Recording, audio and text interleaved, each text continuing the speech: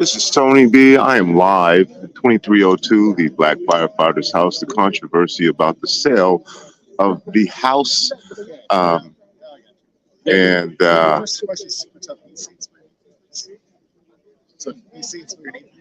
Oh, my name is Clarence Williams.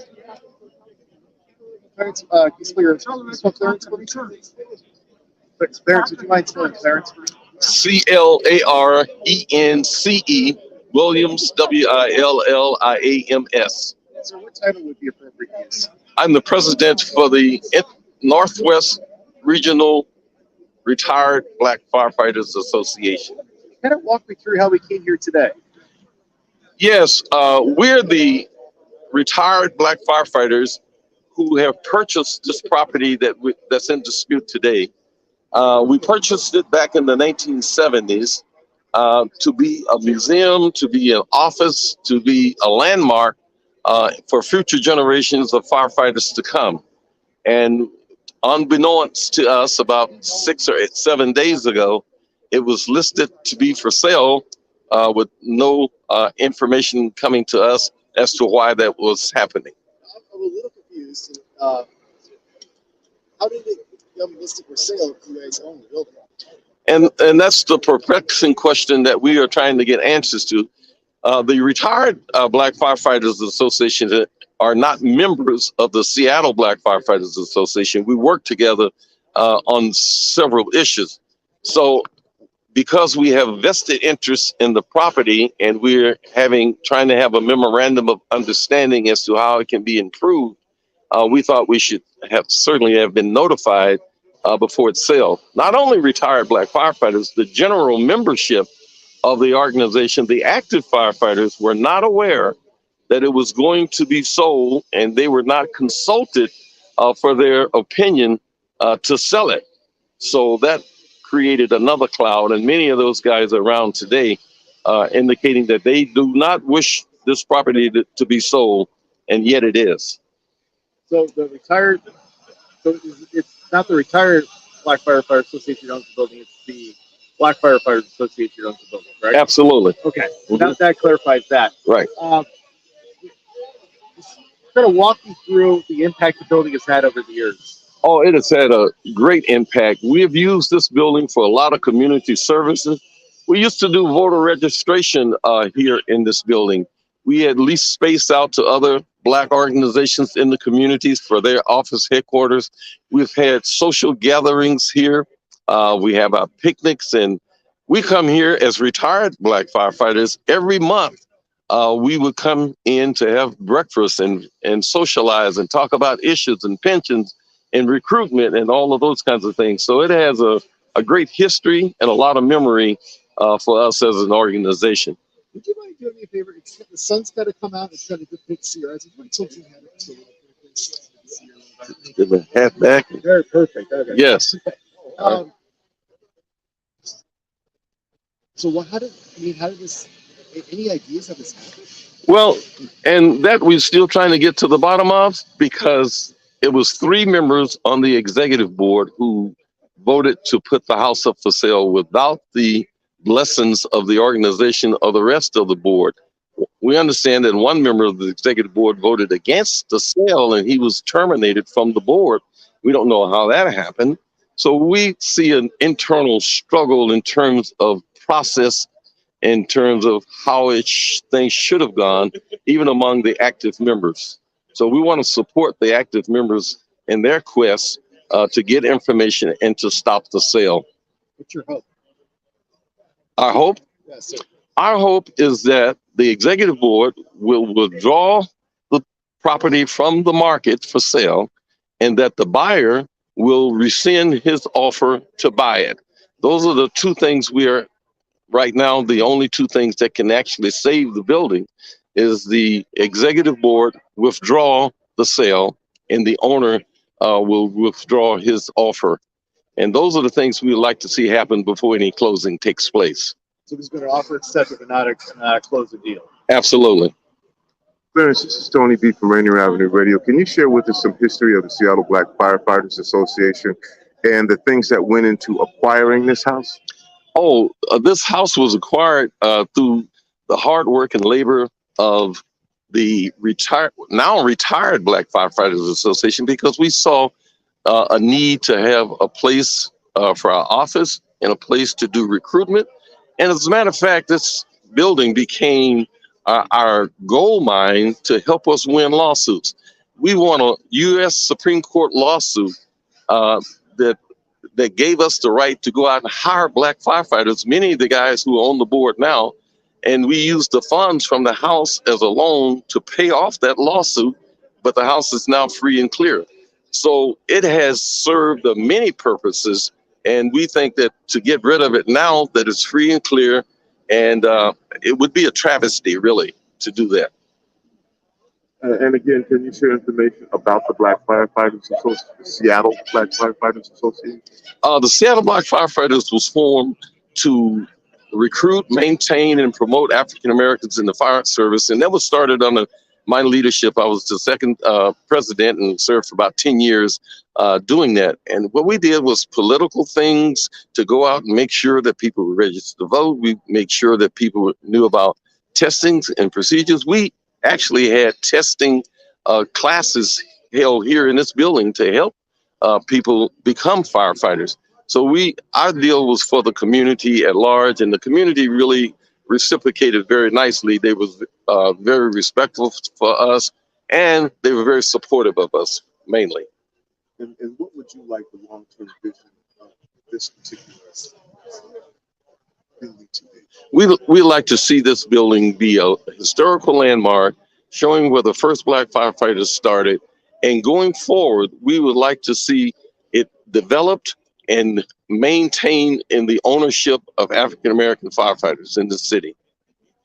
Can you explain to me the separation from the retired Black firefighters and the new president, and why there doesn't seem to be the communication, especially in an incident like this?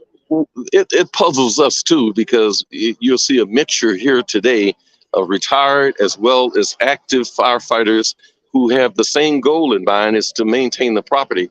It seemed to be the collective opinion of the three persons who voted to sell the property to do so without the input of its membership and without the input of the persons who actually bought the property in the first place and brought it together. Are you looking for support from the community for this effort? We actually are, and that's why we are sending out notice to let the community know, with all the support over the years, what is happening to this building now. And if they can voice their opinions to the active board and also to the buyer, if he's listening, that we want to maintain this property within the community, that's where we want to be.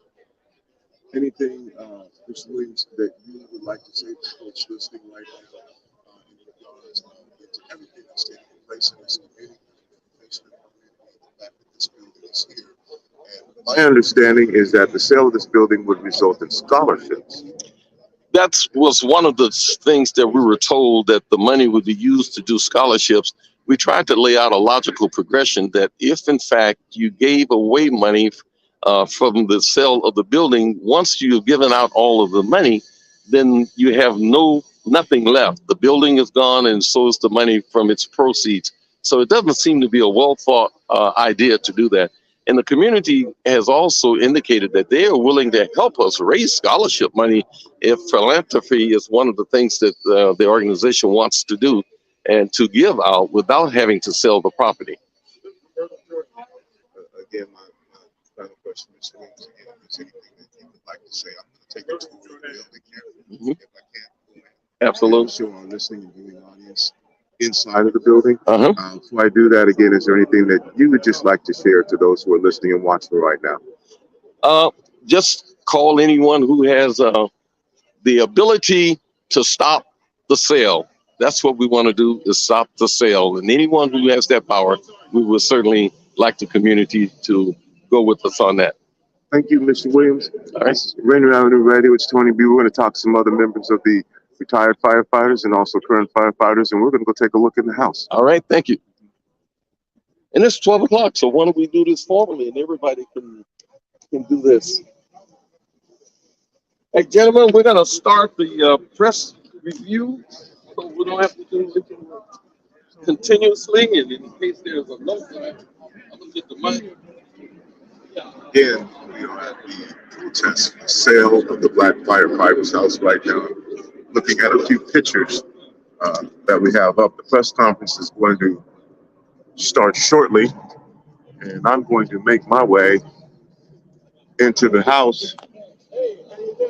Excellent. Good to see you again. Yes, sir. We are, just so that you know, we're live right now, Oh, are we? broadcasting on Rainier Avenue Radio. Yes, sir. I know that you had commentary. Would you like to share your opinion of the sale of this particular house and your feelings about it? Well, actually, I'm quite dismayed about the way it came about. We've been at this place for quite some time, since 1977. We purchased it in order to leave a legacy for the community and all of the Black firefighters that comes after us. And to our dismay, the active firefighters executive board, which consists only of 3 people, decided that they would sell it.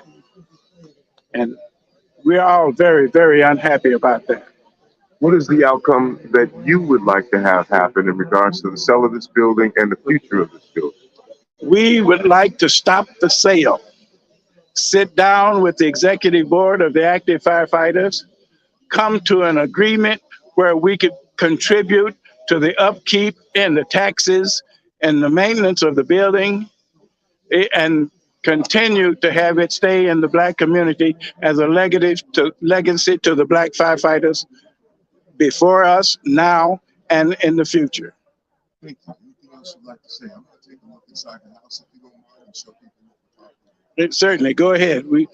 All of the furnishings and things and all the plaques and things that we had have been removed, but certainly go ahead. Again, this is Tony B, and we are live on Rainier Avenue Radio. Again, the protest from the retired firefighters over the sale of this house right here on 23rd and Pike. As you can see again, I'm looking at some of the memorabilia and artifacts, and I'm going to go into the house and we'll take a look around. This is the house that was purchased in 1977 by the Black Firefighters Association.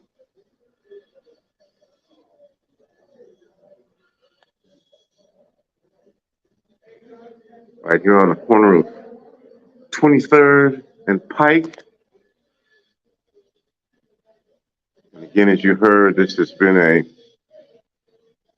essential building in this community. Hosted and registered voters at meetings important to the community.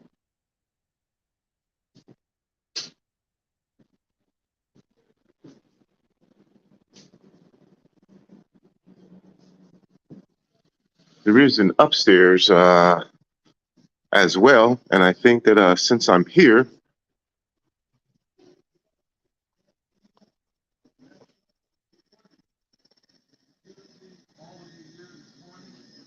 I'm going to go back out to the press conference. There's a press conference that's starting now.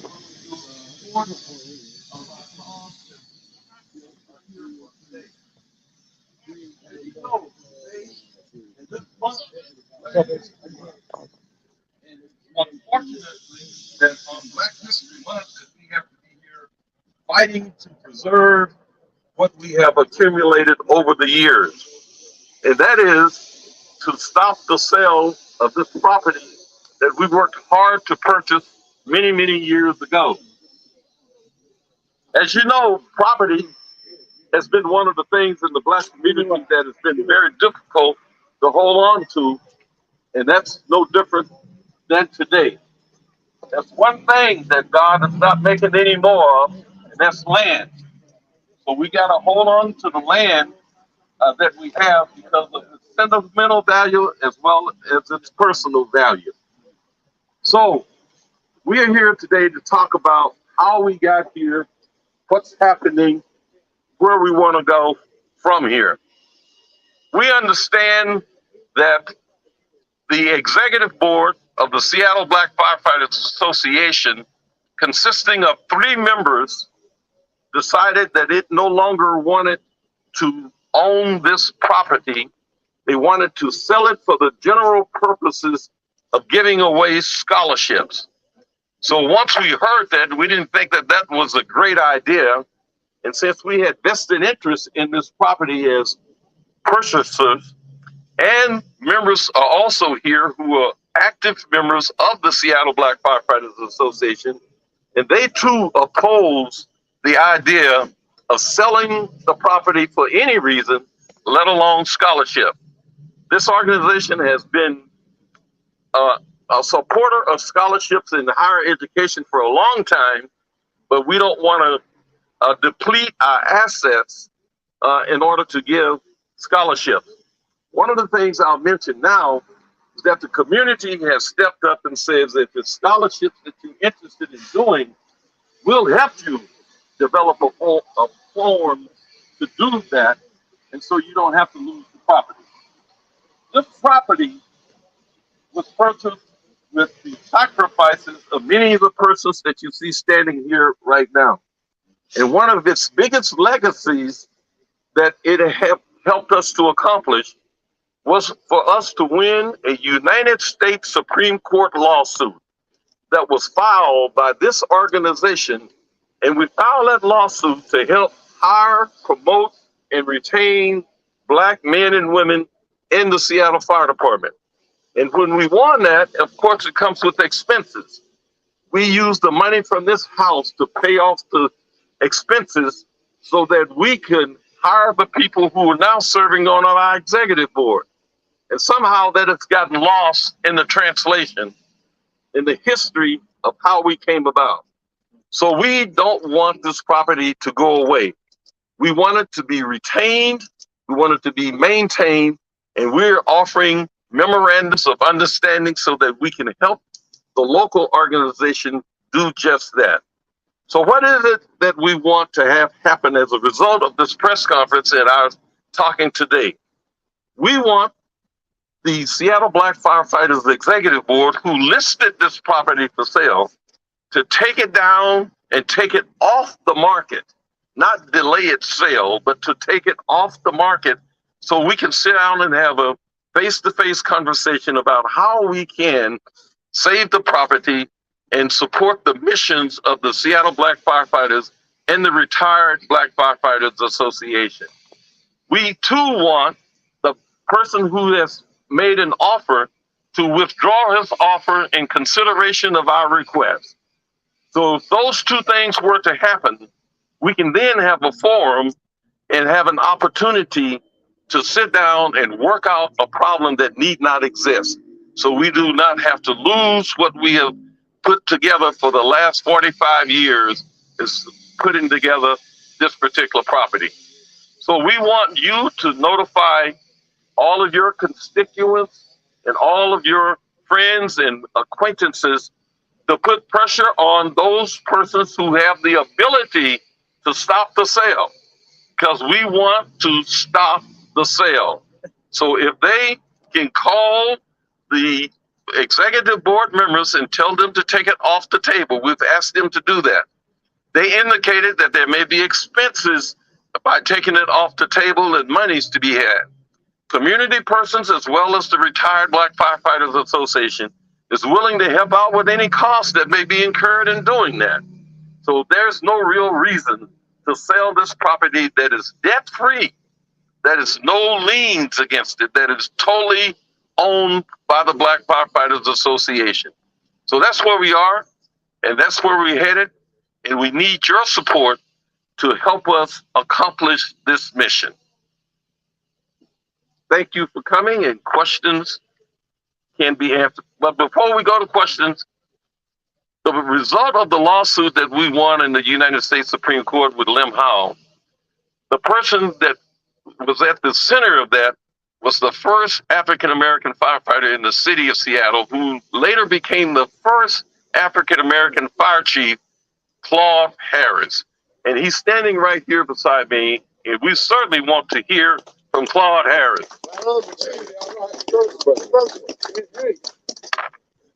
Okay. Can you hear me? Okay. First of all, I wanted to clear up something. We're all retired firefighters, but there are active firefighters, active black firefighters that push this forward. When we went to court, it wasn't just for the firefighters, it was for all city employees, whether they were with the water department, administrative, electrical department, or whatever. The other thing I wanted to say is, for 40 years, we've been getting together as black firefighters having breakfast. We have breakfast up here every month up until the pandemic. We started breakfast at my house when there were just 2 or 3. And my wife did the cooking. It's funny that things turn around. For the last 2 years, I've been doing the cooking up here. And Herb Brooks and a few other guys have been helping me with that cooking. But what we want is, this is a place where we have people come in and talk about their running for office. We hear their information. We have people come in here and we support basketball teams, football teams. We coach them. We're very active in the community. This is a place that everyone knows. We also have offices up here at one time for the Black Police Department, for the Black Transit Department. So we're just open for everyone that's doing something for the community.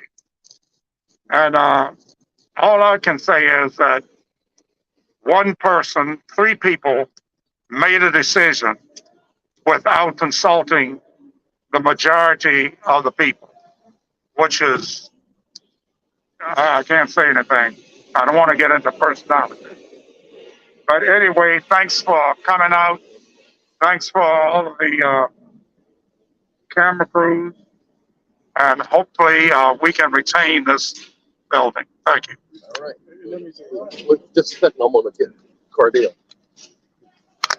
We also have one of the representing the active firefighters of the Seattle Black Firefighters Association, Mr. Cardale Thompson. And I want him to come and say a few words too, because they were opposed to the sale and they never had an opportunity to even know that it was being placed on the market. Mr. Cardale Thompson, active firefighter.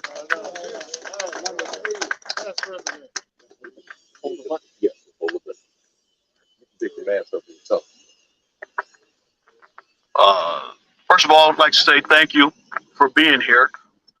I'm a 38-year veteran in the Seattle Fire Department. So you can see I'm a little bit younger than my contemporaries here. Yeah, not by much. Not by much. I didn't say how much. Thank you. So this whole thing, I don't mind telling you that this whole thing, truthfully, it actually breaks my heart.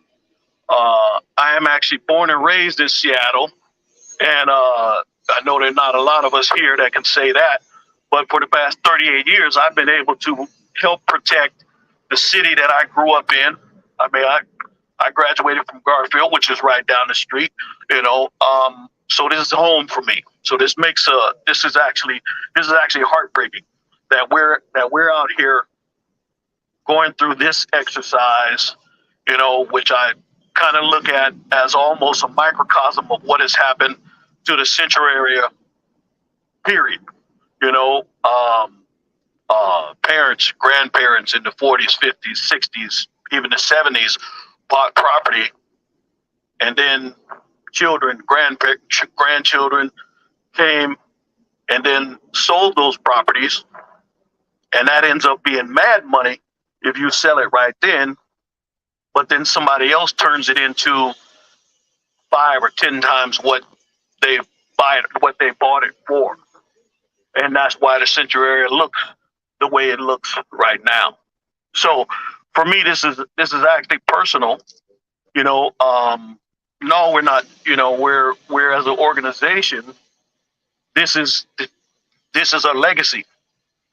This is what was done now by my older contemporaries. They did this as an investment in the community because we are the Seattle Black Firefighters. That's who we are, you know. And so this was done with intent. We did this in order to fight a system that was fighting against us, even though we were employees and we were, you know, members of that system. So now what we've done is we've turned our organization almost against itself. But this is a generational problem that is not new to the Central area, to my community. So we're here today, and like I said, we want to say thank you, you know, for the support, because we're gonna try to get this thing taken care of. We're gonna get this worked out so that this house remains the house of the Seattle Black Firefighters. All right, thank you. I would like for you to hear some remarks now from our Vice President for the Northwest Retired Black Firefighters Association, retired Battalion Chief Robert Davis, who is also Regional Director for the International Association of Black Professional Firefighters, in which I was its past president. So Robert Davis has a lot of history, and he's a hardworking guy. And after him, it's going to be followed by one of our greatest community workers and leaders, Mr. Eddie Rye, after Robert Davis.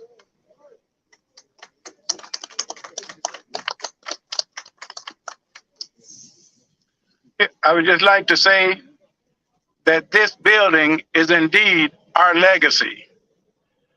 This building is where I studied for lieutenant. This building is where I studied for captain. This building is where I studied for battalion chief. At one time, we had a full and complete library. At one time, we had a full and complete library of all the Seattle Fire Department books, study materials that were required to be promoted in the Seattle Fire Department. Just going through the building recently, I didn't find any of those books. No memorandums, no VODGs, none of that did I find. But in all, this building is where many of us got our start. Not only did we study here, we took people to the polls. We had CPR and first aid classes for members of the community.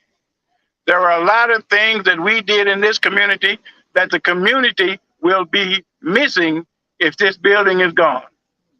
So if we can make an agreement with the executive board of the current Black Firefighters Association, we can save the building and we can save our honor. And we don't want, I would like to make one thing perfectly clear. The Northwest Association of Retired Black Firefighters are not at odds with the Seattle Black Firefighters Association at all. Right. We are at odds with the president of the Seattle Black Firefighters Association, Mr. Doug Johnson, and 2 other members on his executive board. And with that, I'm out.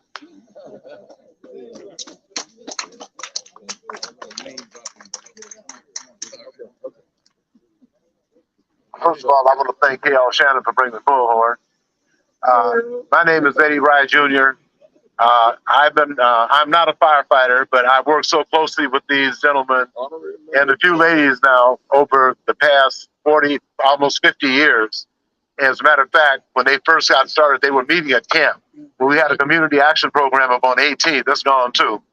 But what we're dealing with right now is I talked to Representative Sharon Tomiko Santos, and she feels that because of the legacy of this building and the reputation of the retired Seattle Black firefighters, that there's a possibility this could be designated as a historic landmark. And so that's what I'm working on. In addition to trying to make sure that everybody knows what's happening and letting folks know that there is a black couple that's involved with the sale, and I don't blame them. I blame the three people that's been mentioned already that made a decision without going to the body. Now, I understand that Seattle Fire Chief Harold Scoggins was confronted by the realtor and says, "Oh, we're handling the sale to be a property on 23rd and Pike." And Chief Scoggins said, "What? I don't know anything about it." And he's a member of the Seattle Black Firefighters Association. Now, if you're going to keep something from the chief, you will damn sure keep it from everybody else. So I just want to say that the community needs to stand up. We cannot allow to have our legacy and our history erased like this by some person that wants to sell this property for probably 1/3 of what it's worth when you look at these high rises and the CD now on Union. So some sinister is going on. It smells when a few people keep the information away from the majority of the membership. Something is sinister. When you keep information away from the chief of the Seattle Fire Chief, something is wrong with that. So I'm encouraging the community and everybody else to do whatever you can to stand with the retired Seattle Black Firefighters and Cardale, the representative from the current membership, the current Seattle Firefighters. Now, would you say the majority of them are opposed to selling the building? I wasn't at that meeting, so I don't know how that. Okay. Well, anyway, we haven't heard any resentment, and I've been getting calls about, a lot of people are afraid to say anything because they think they'll be punished. But you got to stand up for what's right. Thank you very much. All right. We'd like to thank all of our speakers and all of you who have come out, and we hope to have some positive news to call you back to let you know what happened as a result of this day on today. And if anyone else would like to say a goodbye message. Yes, sir. Yeah, I have a question. This is Tony B from Rainier Avenue Radio. I'd like to know when you first found out about this, and now that it's public, people are hearing this for the first time, and after all of the efforts that have been put in to stop the gentrification in the Central District in Seattle, some folks may see this and not understand in Black communities and other communities why there is this apparent either fracturing or unity within the Black community. And I know that you said it's not the Seattle Black Firefighters, but what can you share with those who are listening right now in the Black community and other communities about what apparently seems to be a rift or lack of communication about something as historical as preserving this particular building? I'm going to try to summarize that long question, but we first heard about this sale on January the 25th, and it was going to be sold, and the last day for the sale and bids was April the 1st.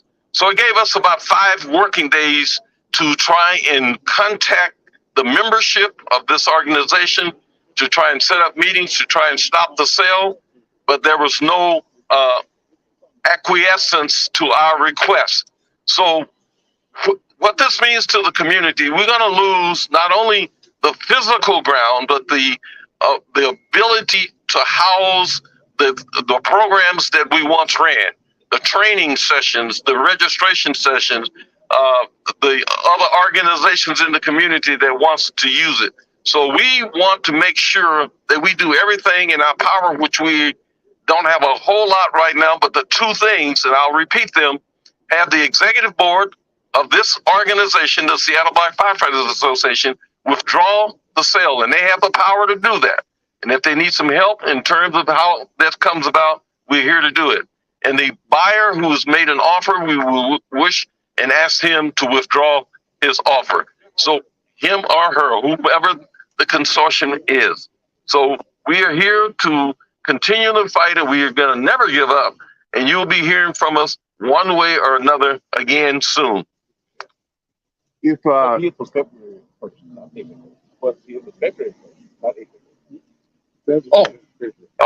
I misspoke and said April the 1st. It was February the 1st is when the bids were the last day for bidding.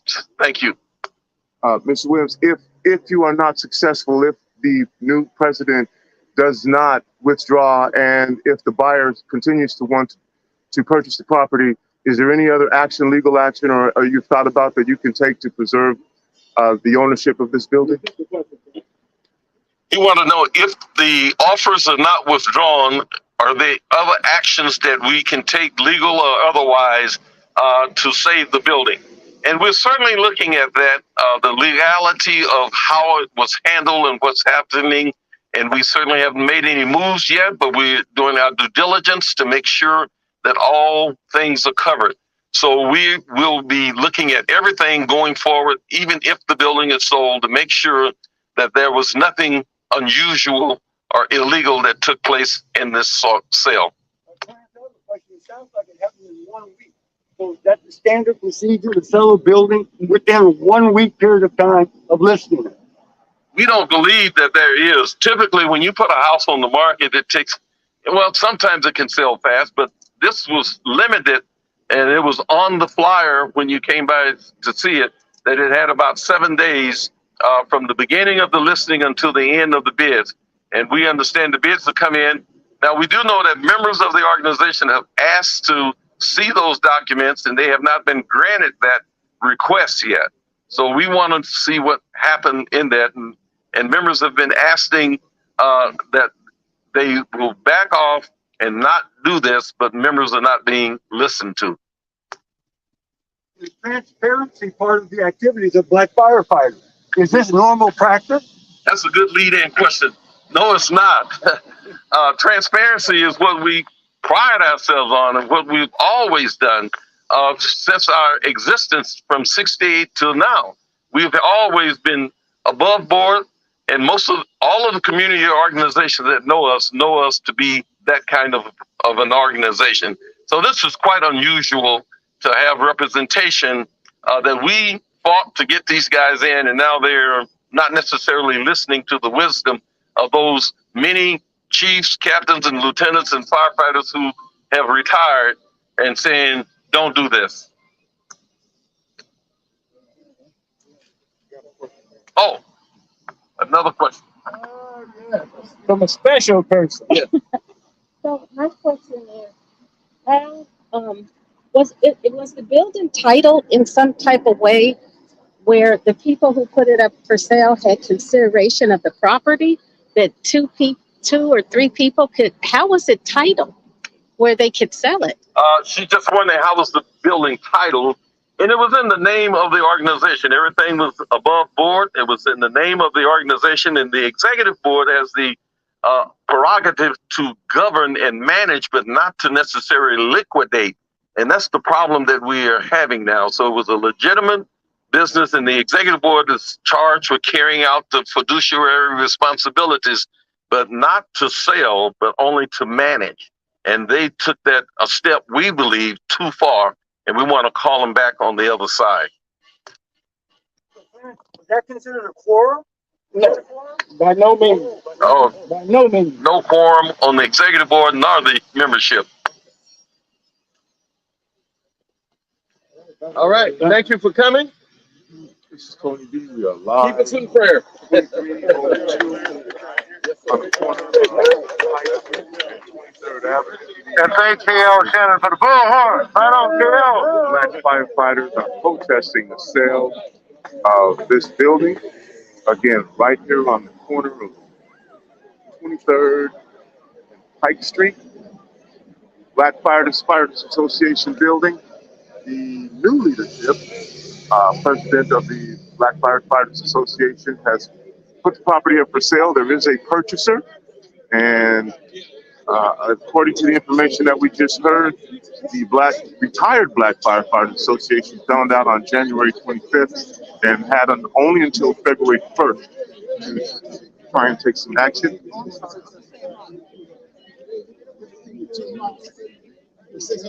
Again, we are live here. I guess that will be the press conference. As you can see, a number of the Seattle Black Firefighters Association members have turned out.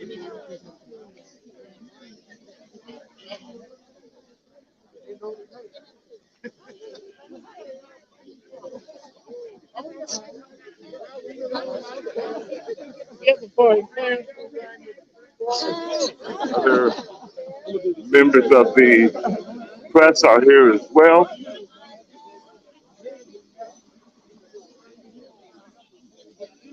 Again, this is Tony B with Rainier Avenue Radio.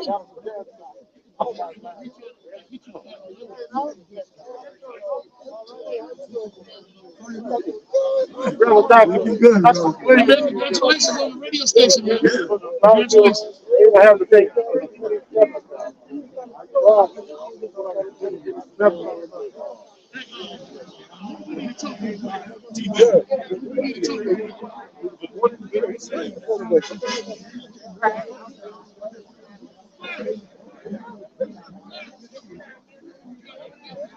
Again, coming to you live from 2302 Pike Street, 423rd.